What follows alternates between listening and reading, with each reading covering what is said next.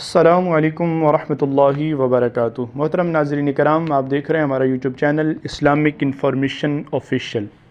اگر آپ ہمارے چینل پر نہیں ہوئے ہیں تو ہمارے چینل کو ضرور سبسکرائب کریں، ویڈیو پسند آئے تو لائک اور شیئر بھی کر دیجیے گا۔ نزہۃ المجالس کے اندر واقعہ ہے کہ یہ وہ دور تھا جب مسلمان غالب تھے اور کافر مسلمانوں کے تحت رہتے تھے۔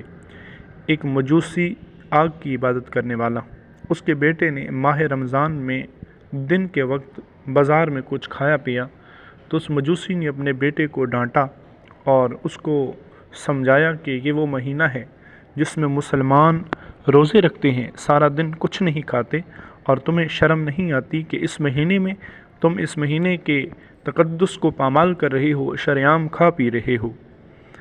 اب اس مجوسی کے پڑوس میں ایک بزرگ رہتے تھے۔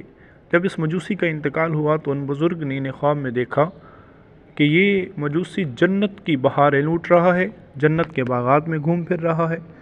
تو اس بزرگ رحمۃ اللہ تعالی علیہ نے پوچھا کہ یہ کیا بات ہوئی، میں تو تمہیں مجوسی سمجھتا تھا اور تم یہاں جنت میں ہو۔